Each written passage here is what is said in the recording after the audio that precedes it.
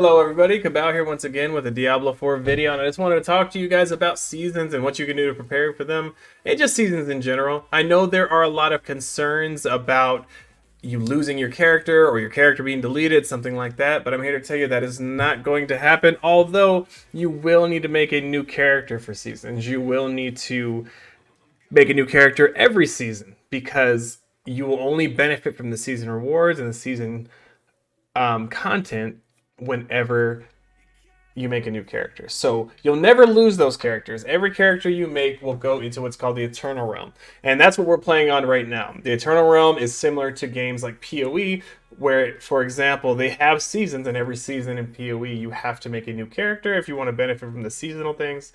But your last character from the previous season goes into the Eternal Realm. I'm sorry, the standard server.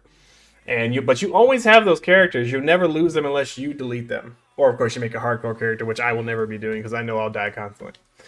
But anyway, you will benefit from other things such as the brand new uniques that are brought to the game. So if there's any brand new uniques that are brought in seasons, Diablo has announced that any new season and any new uniques, they will be put into the Eternal Realm as well. Although that does not mean that the seasonal content will also be in the Eternal Realm. So things like the Battle Pass, things like whatever content they might add, let's say they have some cool things where you level faster or cool new content or whatever, it won't be in the Eternal Realm until the end of the season. So I highly suggest that you do make a new character. I know a lot of you don't have a lot of time. I'm a father myself, but I do recommend trying it out at the very least.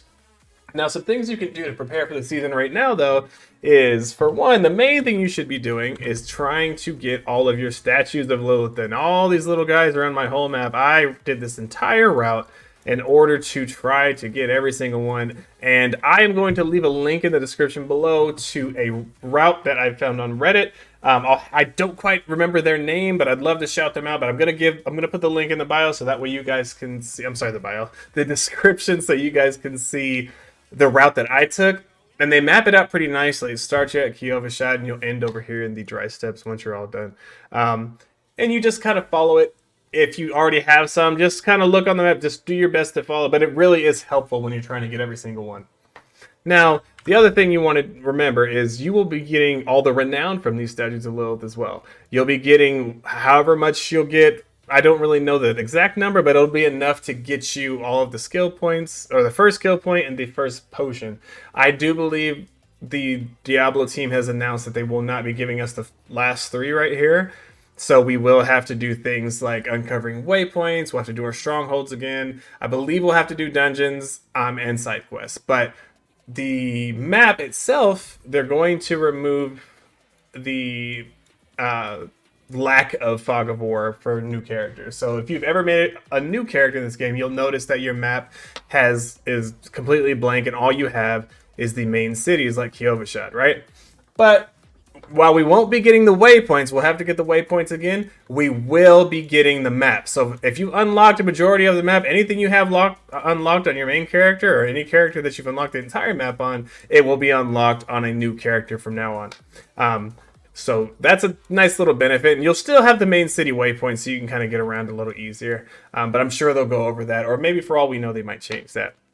Now, another reason I say to get the Altars of Lilith is any stats that you're getting from any single one of these is going to benefit a new character. For example, if we leave this game, we go to a brand new character here, you'll notice on this brand new character that I will have an increased amount of stats for every single stat. For my extra dexterity, we're going to have extra strength, extra willpower, extra intelligence from the start.